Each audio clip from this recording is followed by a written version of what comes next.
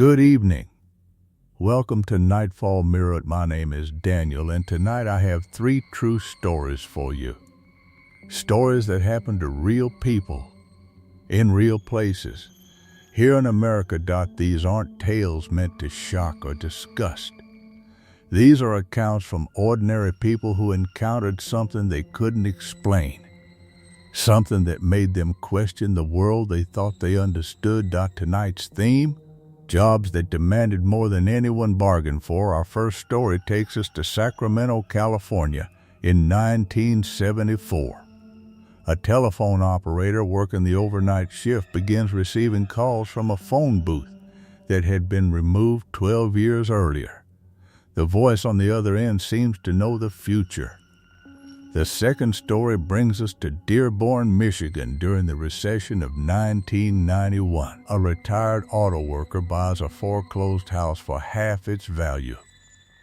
The deal seems too good to be true. It was. And our final account comes from Clarksdale, Mississippi, 1983. A night shift nurse at a nursing home discovers she's not the only one caring for the patients. The other staff had been dead for nearly 30 years. Let's begin with Sacramento. Margaret Elizabeth Chen was 45 years old in the fall of 1974. She'd been widowed 3 years earlier when her husband died of a heart attack at age 48. She had no children, no family nearby, and she needed to work. Pacific Bell hired her that September to work the overnight shift at their telephone exchange on J Street in downtown Sacramento. Now, if you're under 50, you might not remember what a telephone exchange was.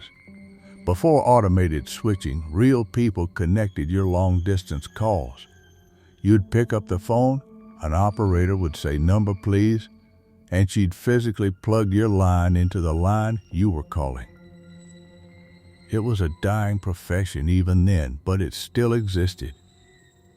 Margaret worked 11 p.m. to 7 a.m. 5 nights a week, Tuesday through Saturday. The building was nearly empty at that hour. Just Margaret on the 3rd floor, and a supervisor named Bill Patterson 2 floors down, mostly doing paperwork. The work was simple. Business people calling the East Coast in the early morning hours. Occasionally an emergency call. Sometimes a lonely person just wanting to talk. Margaret was professional, efficient, and patient. She'd handled thousands of calls in her first 2 months. The board in front of her was a beautiful thing in its way. Hundreds of small holes, each one a phone line. When someone picked up their phone, a little light would appear above their jack.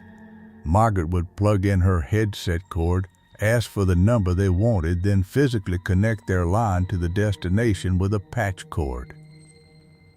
It was Thursday, November 7th, 1974.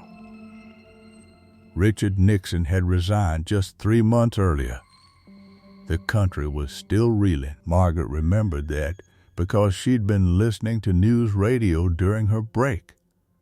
At exactly 2:47 a.m., a light appeared on her board.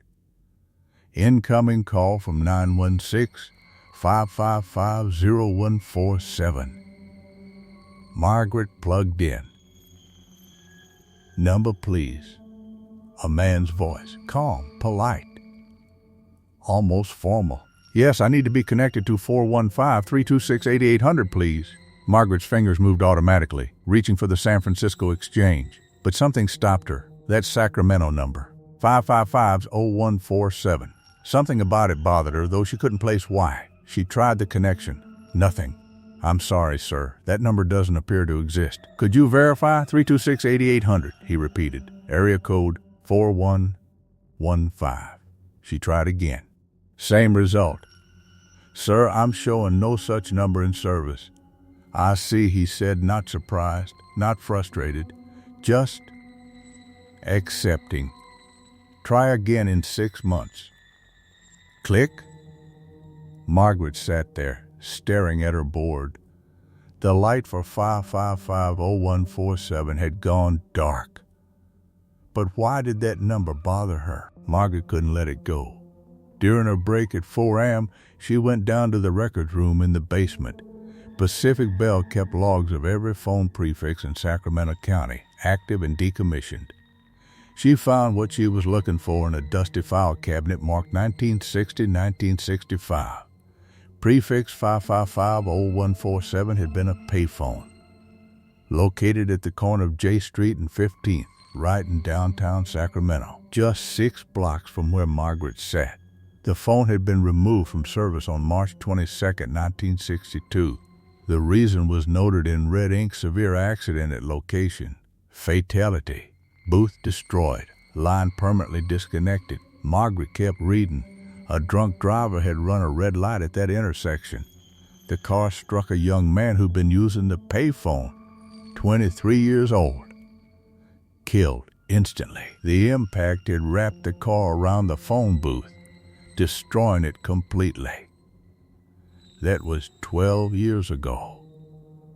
The phone booth was gone. The foundation had been removed. The lines had been cut and sealed underground. So how had a call just come through from that number? Margaret told herself it was a clerical error, a crossed wire, something technical she didn't understand. She went back upstairs and finished her shift. But the next Thursday, at exactly 2:47 a.m., the light appeared again. 5550147. Margaret's hand trembled slightly as she plugged in. Number, please. The same voice. Yes, I need 213-555-3421, please. Los Angeles area code. Margaret tried it. Sir, that number isn't in service, I understand. Try again in 4 months. Click. It happened every Thursday. Same time, same number, same calm voice, always requesting numbers that didn't exist, always telling her when to try again. 6 months, 8 months, 1 year. Margaret started keeping a list. She wrote down every number he requested and every time frame he mentioned. After 3 months of calls, she took her list to Bill Patterson, her supervisor. Bill was 62, a month from retirement. He'd been with Pacific Bell for 40 years. He'd seen everything, or so he thought. Bill, Margaret said, I need you to monitor a call with me. The next Thursday, Bill sat beside Margaret at the switchboard. At 2:47 a.m., right on schedule, the light appeared. 5550147. Bill's face went pale. That's Margaret, that number was decommissioned in 62. I processed the paperwork myself. I know, she said quietly. Listen. She plugged in. The voice came through requesting another non-existent number. Bill grabbed the tracing equipment. Pacific Bell had the ability to track where calls originated from using signal strength and routing information. It took him 15 minutes, but he traced it. The signal was genuinely originating from the intersection of J Street and 15th, underground, where the phone booth foundation used to be. That's impossible, Bill whispered. But what they discovered next was even more impossible. Bill contacted the engineering department the next morning. He told them there was a potential electrical hazard at J Street and 15th, old telephone wiring that might still be carrying current. They sent a crew out that weekend. Saturday night after midnight, they dug up the intersection. Sure enough, they found the old payphone wiring, 12 years underground, never properly sealed, and it was carrying electrical current. Not much, but enough to potentially create a signal. But there was no phone, no mechanism for calls to originate. The engineering supervisor wrote in his report, "Unexplained phenomenon. No logical source for signal generation. Recommend complete removal of all legacy infrastructure." They cut the wire that night, removed it entirely, sealed the conduit with concrete. The following Thursday, Margaret worked her shift as usual. 2:47 a.m. came and went. No call. She felt relieved. and strangely disappointed. But at 2:51 a.m., the board lit up. 555-0147. Number, please, Margaret said, her voice barely above a whisper. I've been trying to reach you, the voice said, different tone now. Urgent, almost sad. Who is this? Margaret asked. The voice said a name, Robert Chen. Margaret's breath caught. That was her late husband's name. I need you to write this down, the voice said. 916-555-7733. Margaret's hand shook as she wrote it. What is this number? That's your home phone, Margaret. That's where you are right now. I've been trying to reach you. The line went dead. Margaret sat frozen at her switchboard. The number the voice had given her, 555-7733, that was her home number. But it hadn't been, not 12 years ago. She'd moved to her current apartment in 1973. The previous tenant had that number. It was assigned to Margaret when she moved in. 12 years ago in 1962, that number didn't exist yet in the phone company database. Margaret never received another call from 555-0147. She worked at Pacific Bell until the exchange closed in 1979, then retired. But before she left, she did something. She went back through her list. Every number the voice had requested, every single one that he'd said to try again in 6 months or try again in a year. She cross-referenced them with Pacific Bell's database. Every number eventually came into service, exactly when he said it would. 6 months later, a year later, some didn't exist until 1980, 1982. He'd been calling numbers that didn't exist yet, requesting connections to the future. Margaret Chen died in 2003 at the age of 74. Her niece found the list among her belongings. Every number the voice had requested, every date it came into service. The intersection of J Street and 15th still exists. It's been repaved a dozen times, but sometimes late-night workers at the buildings nearby report their desk phones ringing. When they answer, there's no one there, just the faint sound of a switchboard operator saying, "Number, please." That was the first story. The second is even more unsettling. The foreclosed house on Cypress Avenue. Let me take you to Dearborn, Michigan, 1991. If you remember that time, you remember the recession, the savings and loan crisis, banks failing, foreclosures everywhere, especially in the Midwest. The auto industry was struggling. People were losing their homes. Dennis Robert Walker was 52 years old. He'd just taken early retirement from Ford Motor Company after 30 years on the assembly line. His pension wasn't generous, but it was enough. He had time. He had his health. And he wanted a project. Dennis had always been handy. He could fix anything. As a young man, he'd helped his father build their family home from the ground up. He knew plumbing, electrical, carpentry. He figured he'd buy a fixer-upper, renovate it, maybe flip it for profit. Keep himself busy. That's when his realtor showed him 41156 Cypress Avenue. It was a 1963 ranch. 3 bedrooms, 1.5 baths, single-car garage, 1,500 square feet, nothing special. But the price was remarkable, $47,000, in a neighborhood where comparable homes sold for $90,000. Banks desperate to move it, the realtor said. It's been sitting empty for 3 years. Previous owner just stopped making payments and disappeared. Frank Novak. House was nearly paid off, then he walked away from it. Dennis asked the obvious question. What's wrong with it? The realtor shrugged. Structurally? Nothing. I've had it inspected twice. Foundation solid, roof's good, mechanicals work. It's just been sitting empty. Dennis walked through it on a Tuesday afternoon in October. The house was strange, he had to admit. It looked like someone had left in the middle of their life. Mail piled up inside the door, dishes in the sink, dried and cracked, a coffee mug on the kitchen counter, newspaper on the table dated June 14, 1988, 3.5 years old. In the garage, a 1984 Chevy Cavalier, keys still in the ignition. Where did Novak go? Dennis asked. Nobody knows, the realtor said. He didn't have family. He worked at Ford. You might have known him. Just stopped showing up one day. Never found. Dennis bought the house for $45,000.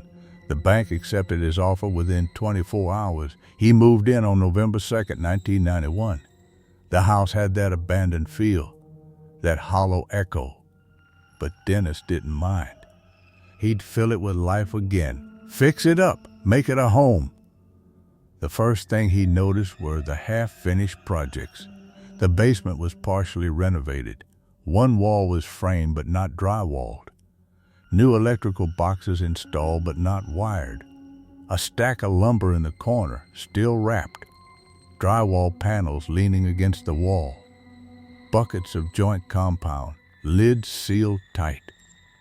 It looked like Frank Novak had been in the middle of finishing the basement and just stopped, put down his tools and walked away. Dennis figured he'd finish what Frank started, save money on materials. He spent his first week cleaning the house, threw away the old mail, the spoiled food, the dead plants, got the utilities switched to his name, bought new furniture. On Monday, November 11th, he went down to the basement to start the renovation. He'd finish the framing first, he decided. One wall was only half done. He measured, cut studs, nailed them in place. Took him about 3 hours. When he went down Tuesday morning, the wall was drywalled. Dennis stood at the bottom of the basement stairs, staring at the wall he'd framed yesterday. It was completely drywalled, taped. The first coat of joint compound applied. Professional work. His first thought was that he'd somehow lost a day, that he'd done the work himself and forgotten. But no, he remembered yesterday clearly. He'd only framed the wall. He'd left the drywall leaning against the other wall, untouched. Now it was installed, perfectly. Dennis went upstairs and called his neighbor, Ed Martinez. Ed was retired too, always puttering around his yard. Maybe Ed had come over, decided to help as a surprise. Haven't been in your house, Dennis, Ed said. Why? Dennis laughed it off, said never mind. He went back to the basement.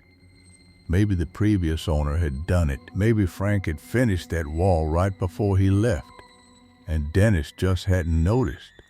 But that didn't make sense. The joint compound was fresh. It had been applied within the last 24 hours. Dennis tried to shake it off. He moved to the next project, installing electrical outlets in another wall he'd framed last week. He worked all afternoon, got 6 outlets wired and installed, tested them. They worked. Wednesday morning, he went down to continue the electrical work. There were 12 outlets installed, double what he'd done, and they were in walls Dennis hadn't even touched yet. That's when he started to feel it, that presence, not threatening exactly, but purposeful, like someone was working alongside him, or working after him, finishing what he started. Dennis bought a video camera that weekend. A new Urca camcorder cost him $400. He set it up in the basement, pointing at the unfinished area. He went to bed at 11 p.m. Saturday night, set the camera to record. Sunday morning, he reviewed the tape. From 11:47 p.m. to 4:15 a.m., the tape showed nothing but static. White noise. Visual snow. Complete interference. But when the picture returned at 4:15 a.m., there was more work done. Another wall was framed, wired, ready for drywall. Dennis's tools had been used. He could see them in different positions. His saw had fresh sawdust on it. His drill battery was drained. He tried staying awake that night, sat in a chair in the basement, watching. At 1:47 a.m., he felt overwhelmingly tired, couldn't keep his eyes open. It was like a physical force pressing down on him. He woke up at 4:22 a.m., slumped in the chair. More work was done, and his hands had plastered dust on them. But what Dennis discovered next changed everything. Dennis went to the bank Monday morning. He needed answers. The loan officer who'd handled the foreclosure was still there. Woman named Patricia Ruiz. She'd been with the bank for 23 years. "I need Frank Novak's forwarding address," Dennis said. "We don't have one. He never filed. Then I need his employment records. Anything." Patricia studied Dennis for a long moment. Why? Because something's wrong with that house. Patricia closed her office door. "Mr. Walker, we offered to buy that house back from you. The offer stands. We'll give you your $45,000 back plus moving expenses." Dennis hadn't known that. "Why? Because you're the sixth person to buy it," Patricia said quietly. "Everyone lasts about 6 months." She gave Dennis the name of a private investigator, a man named James Corcoran. He'd looked into Frank Novak 3 years ago, when the bank was trying to settle the estate. Dennis hired Corcoran that afternoon. What Corcoran found was disturbing. Frank Novak had bought the house in 1977, paid it off by 1985, worked at Ford for 30 years, quality control inspector, married in 1979, divorced in 1987. According to the divorce records, Frank's wife left him because of the basement. She stated in her filing he spends every night in the basement. He says something is helping him finish the renovation. He says he can't stop until it's complete. I'm afraid for his safety and my own. Co-workers at Ford told Corcoran that Frank became obsessed with finishing the basement in 1986. He talked about it constantly, said the work was doing itself, said he'd wake up in the basement with tools in his hands and no memory of how he got there. In May of 1988, Frank stopped coming to work. He called in sick for a week, then just stopped calling. When police did a welfare check in June, the house was empty. Frank was gone. Car still in the garage. Wallet still on the dresser. They never found him. Dennis returned to 4156 Cypress Avenue that evening. In the basement, he searched more carefully. In the ceiling between the joists, he found something. A spiral notebook. Hidden. Frank Novak's journal. Dennis read it that night. All of it. The entry started in March 1986. Started finishing the basement today. Want to create a recreation room. Something to do with my time since Linda left. Normal. Optimistic. But by June 1986, the strangest thing, I framed a wall on Tuesday. Wednesday, it was drywalled. I must have done it myself and forgotten. Working too hard, maybe. By December 1986, it's helping me. Something is helping me finish this basement. I wake up down here. I don't remember coming down. I don't remember working. But the work is done. Good work. Better than I could do. March 1987, I tried to stop. Tried to leave the basement alone. But I can't. Every night I end up down here. I wake up with tools in my hands. It wants this basement finished. It won't let me stop. And the final entry, dated June 12, 1988. It won't let me leave until it's done. But I don't think I'll be here when it's finished. I think when the last wall is drywalled, when the last outlet is installed, when the basement is complete, I think I'll be part of it. part of the house. I can feel it pulling me in. I'm so tired. I just want to rest.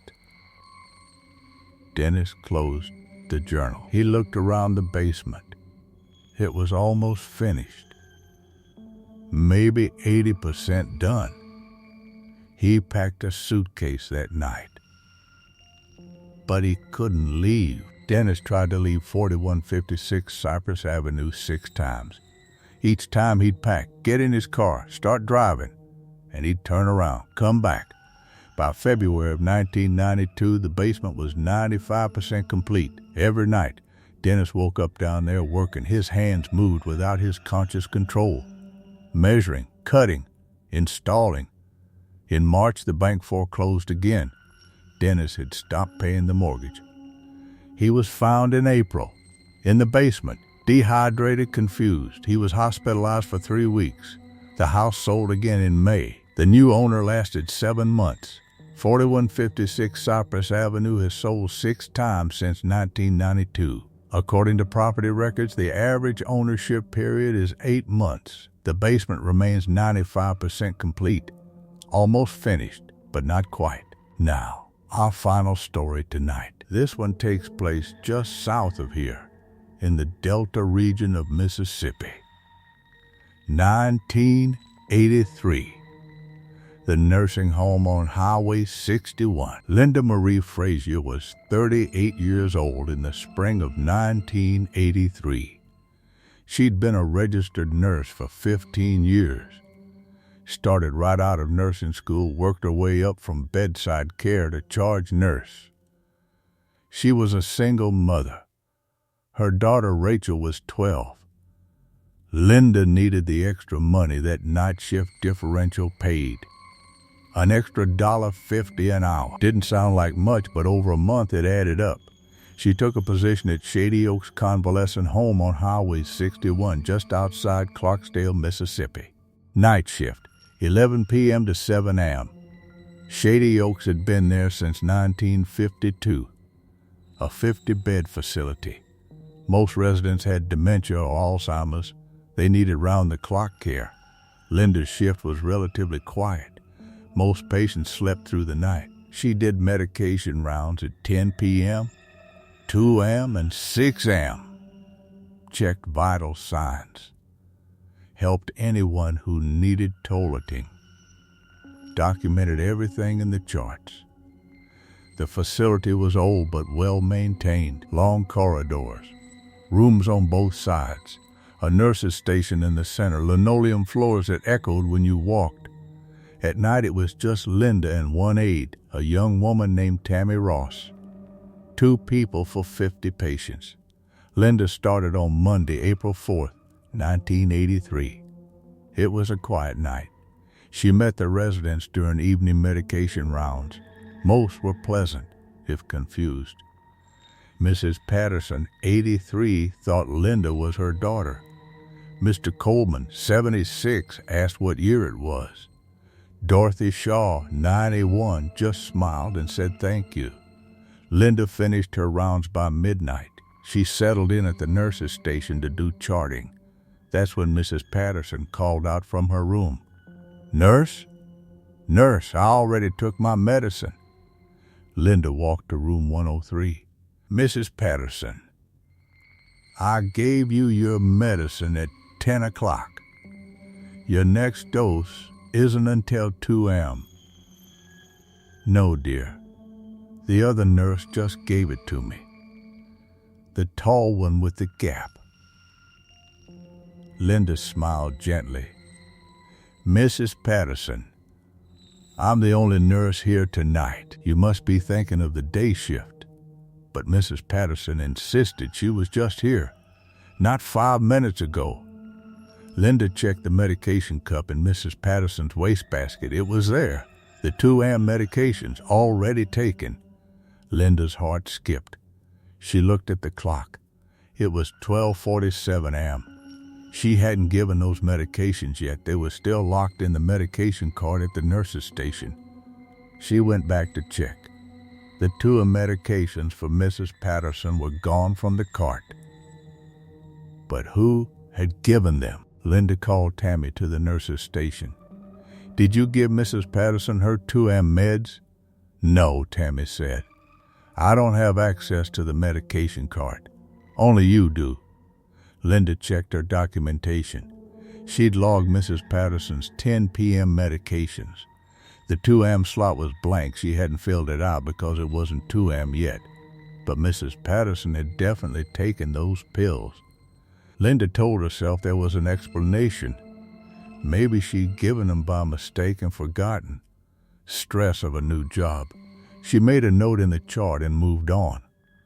Wednesday night it happened again. Dorothy Shaw, room 118.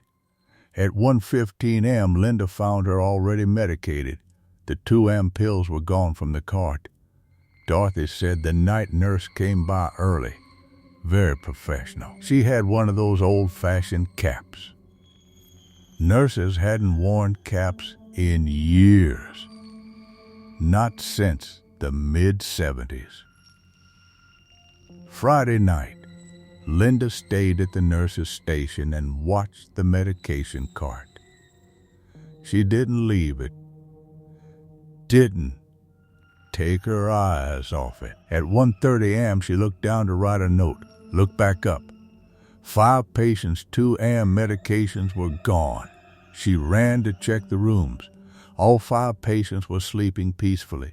All 5 had empty medication cups in their wastebaskets. All 5 had been properly medicated.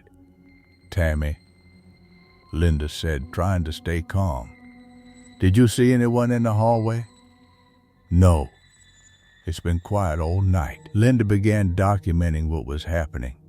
She started a separate notebook, not part of the official charts. She wrote down every instance of medications being given by someone else. Every patient who mentioned the other nurse or the tall nurse or the one with the cap. Over the next 3 weeks, it happened regularly. Not every night, but often. Always between 1:30 and 2 a.m. Always perfect medical care. The mystery nurse never made a mistake. Never gave wrong medications. Linda also noticed the charting. She'd document patients in rooms 101 through 110. Then she'd step away to get supplies. When she came back, rooms 1111 through 120 would be documented, not in her handwriting, but in perfect medical notation. Professional. Accurate. On Tuesday, May 3rd, Linda stayed late after her shift. She needed to talk to the director, Mrs. Evelyn Blackwood. Mrs. Blackwood had run Shady Oak since 1965. Linda explained everything. Mrs. Blackwood listened without interrupting. When Linda finished, the older woman was quiet for a long moment. "Linda," she finally said, "I'm going to tell you something. Something we don't talk about. You're not the first to notice. In fact, every night nurse who's worked here for more than a month notices. Some of them quit because of it. Some of them, like you, just accept it." "Accept what?" Linda asked. Mrs. Blackwood pulled out a file. Old records from the facility's first years. When Shady Oaks opened in 1952, the head nurse was a woman named Margaret Duval. The night orderly was James Price. They were both dedicated, professional. The best staff we ever had. In February of 1954, we had an influenza outbreak. It was bad, very bad. 12 of our residents died in 3 weeks. Mrs. Blackwood's voice grew quiet. Margaret and James kept working even though they were both sick. They wouldn't leave the patients. They worked a double shift, then a triple shift. They both collapsed on the same night, February 19th, 1954. They died within hours of each other. Margaret went first at 1:47 a.m. James at 3:12 a.m. Mrs. Blackwood slid a piece of paper across the desk. It was a charting sample from 1954, Margaret Duval's handwriting. Linda recognized it immediately. It was the same handwriting she'd been seeing on her charts. "They're still here," Mrs. Blackwood said simply. "Margaret and James. They never left. We've had the building blessed. We've had mediums. We've had priests. Nothing changes. They keep working. They keep caring for the patients." "Are they dangerous?" Linda asked. Mrs. Blackwood shook her head. "They've never harmed anyone. They just do their jobs. They help. Some of the staff find it comforting. Others can't handle it." Linda returned to work that night. At 1:32 a.m., she was at the nurse's station when she saw her. A woman in a white uniform, white cap, pushing a medication cart down the hallway, tall, thin, purposeful. She moved from room to room, administering medications with practiced efficiency. Linda stood up slowly. She walked toward the figure. The woman entered Dorothy Shaw's room. Linda followed her in. Dorothy was sleeping peacefully. The nurse in white was checking her pulse, adjusting her blankets. She moved with such care, such gentleness. Linda spoke quietly. "Margaret?" The figure turned. For just a moment, Linda saw her face, kind eyes, tired but determined. The face of someone who'd given everything to her patients. "Thank you," Linda whispered. "Thank you for taking care of them." Margaret Duval nodded once and faded. Linda Marie Frazier worked at Shady Oaks Convalescent Home until it closed in November of 1983. The official reason for closing was structural concerns and declining enrollment. But Linda knew the real reason. The state inspectors had spent a week at Shady Oaks in October. They'd witnessed the phenomenon themselves. Medications being administered by invisible hands. Charts being completed in handwriting that belonged to someone who'd been dead for 30 years. They couldn't put that in an official report. The building was demolished in 1984. The land was sold. A Dollar General store stands there now. But Linda kept something from her time at Shady Oaks. A single charting sheet from her final week. It shows her handwriting documenting the first 10 patient rooms, and Margaret Duval's handwriting documenting the rest. Linda is 79 years old now. She lives in Memphis. I spoke with her for this story. She still has that charting sheet framed in her home office. "Margaret was a better nurse than I ever was," Linda told me. "Even in death, she couldn't stop caring." I think that's beautiful in a way. Sad, but beautiful. 3 stories tonight. A telephone operator receiving calls from the future. A house that wouldn't let its owners leave until they finished what they started. And nurses who cared for their patients so deeply, not even death could stop them. These are the stories we don't talk about. The experiences we can't explain. The moments when the world reveals itself to be stranger and deeper than we thought possible. If you've experienced something similar, if you've worked a job that demanded more than you bargained for, I'd like to hear about it. Leave a comment below. Your story might be featured in a future episode. Thank you for spending this time with me tonight. If you found value in these stories, please consider subscribing to Nightfall Mirror.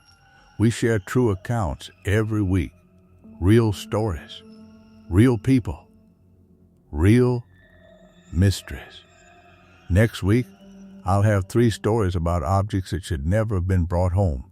Items from estate sales, antique stores, and flea markets that came with something extra. Something that couldn't be returned. Until then, sleep well.